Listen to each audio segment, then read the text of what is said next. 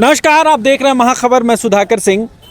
खान संशोधन विधेयक कल संसद में ध्वनिमत से पास कर दिया गया है। हमारे साथ राजेश ठाकुर जी हैं, कांग्रेस के बड़े नेता हैं, प्रदेश अध्यक्ष रह चुके हैं। बात करते हैं सर, इसको कैसे देखते हैं कि ध्वनिमत से बिल पास करा दिया जाता है। 14,000 करोड़ हेमंत सोरेन कह रहे हैं कि नुकसान होगा और कई जो लोक कल्याणकारी योजनाएं थी वो बंद हो जाएंगी। आप कैसे देखते हैं? देखिए, ये तो भारतीय जनता पार्टी की भाषा है। ध्वनि मत, भारी बहुमत, इस तरह की बातें करते हैं। सभी विरोध के बावजूद ये बिल पास कराया गया है और जिस तरह से इस बिल में पूंजीपतियों को संरक्षित करने का और संरक्षित लोग जो हैं उनको दरकिनार करने का प्रयास, संरक्षित मतलब आदिवासी, उनको दरकिनार करने का प्रयास किया गया है, वो आने वाले समय में पता चलेगा। पूंजीपतियों के इशारे पर जो यहाँ की मैया बहनें हैं उनको जो मैया सम्मान मिल रहा है उसको कैसे खत्म करें, कैसे इस सरकार को डिफेम करें और तमाम जो माइंस एंड मिनरल्स वाले राज्य हैं उनको पूंजीपतियों के हाथों से कैसे लुटवाएं, उसकी एक योजना है और उसी संदर्भ में इन्होंने संशोधन लाने का काम किया है। देखिए, जो संविधान की मूल भावना है उससे छेड़छाड़ हो रही है और 2019 में इन्हीं लोगों ने एक कमेटी बनाई थी, जिस कमेटी में ये था कि राज्यों के जो खनिज वाले राज्य हैं उनके मंत्री, मुख्यमंत्री और उसकी एक कमेटी होगी और वो फैसला लेगी। उसके अध्यक्ष जो होंगे अध्यक्षता करेंगे, वो केंद्र के मंत्री, माइंस के मंत्री होंगे और उन सब चीज़ों को ताक पे रख करके आप एक विधेयक, एक संशोधन कर रहे हैं। तो हमें लगता है कि सरकार को फिर से सोचना चाहिए, वरना गजब हो जाएगा, क्योंकि आर्थिक मार हम पहले से झेल रहे हैं। हमारे साथ सौतेलापन वाला व्यवहार पहले से है, कोई अभी की बात नहीं है, अभी नई बात नहीं है।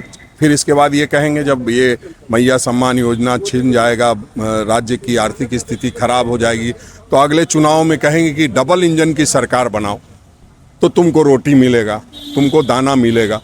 तो ये एक लगातार चुनाव की तैयारी में रहते हैं और कहीं ना कहीं जिन राज्यों में इनकी नहीं चल रही है उन राज्यों में कहीं ना कहीं कब्जा करना चाहते हैं। दूसरी बात यह है कि ये पूरी तरह से संघीय ढांचे को नुकसान पहुंचाने वाला है।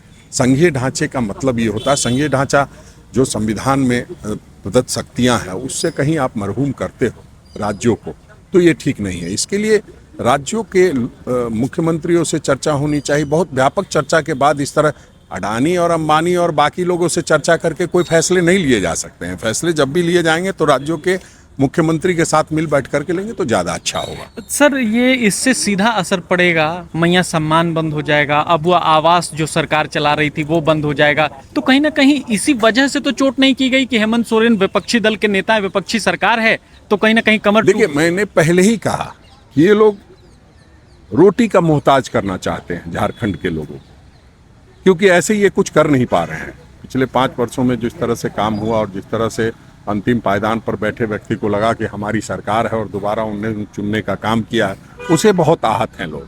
और ये लोग पहले भी आपने देखा होगा झारखंड में CNT SPT एक्ट के बहाने खत्म करके वो जमीन को, आदिवासियों की जमीन, मूलवासियों की जमीन को लूटना चाहते थे, उसमें ये सफल नहीं हुए थे। अब ये नए तरीके से लूटने का प्लान बना रहे हैं, तो ये सिर्फ लूटने का प्लान है, झारखंड को बर्बाद करने का प्लान है, जो हम कतई बर्दाश्त नहीं करेंगे किसी भी हद तक जाके इस लड़ाई को। हेमंत सोरेन कह रहे हैं कि आंदोलन होगा, उलगुलान होगा। आप लोग गठबंधन की सरकार में हैं, आपका क्या स्टैंड होगा? नहीं, बिल्कुल आपने देखा नहीं होगा, शायद आप देखेंगे तो सबसे पहले जो इस बिल के बाद ट्वीट आया तो सबसे पहले हमारे प्रभारी के राजू साहब का आया। उन्होंने सारी बातों का उसमें जिक्र किया, तो कितना संजीदा है वो तो देखने वाली बात है। और हम लोग तो इन मामलों के लिए शुरू से इसके खिलाफ रहे हैं और हम लोग एक साथ मिलकर के सरकार चला रहे हैं, तो हम लोग समझते हैं यहाँ के लोगों की भावना।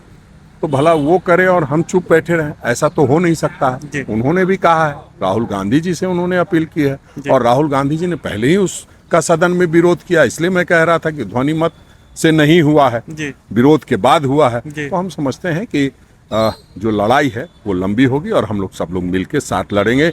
इस लड़ाई में भारतीय जनता पार्टी हो, जो कम्युनिस्ट पार्टी हैं, बाकी सब लोग हैं, सभी लोगों को आना चाहिए, क्योंकि झारखंड के हित का सवाल है। कि किसी दलगत बातें नहीं है ये कि हमारी जिम्मेदारी है और भाजपा की जिम्मेदारी नहीं है कि यहाँ के लोगों को अधिकार मिले। भाजपा के नेता जो हैं, चाहे बाबूलाल मरांडी हो चाहे मुंडा जी हो, तो कह रहे हैं कि हेमंत सोरेन और सरकार ने पूरे झारखंड के खनिज को लूट लिया, अब क्यों दर्द हो रहा है? देखिए, अडानी के पैरोल पे रहने वाले लोग इस तरह की बात ना करे तो अच्छा होगा। मैं जी। जानता हूँ जी हकीकत बहुत अच्छे से कि कौन कौन किस पैरोल पे पल रहा है, जी तो इसलिए उनके मुंह से ये सब बातें अच्छी नहीं लगती। उनको लोगों ने समझ लिया है और समझने के बाद सिर्फ सरकार राज्य के लोगों ने नहीं रिजेक्ट किया है, भारतीय जनता पार्टी के लोगों ने भी रिजेक्ट कर दिया हमको। चलिए, शुक्रिया हमसे बातचीत करने के लिए। ये साफ साफ कह रहे थे कि हम गठबंधन के लोग हैं, गठबंधन में सरकार है, और सबसे पहले इस विधेयक का किसी ने विरोध किया तो वो के राजू थे।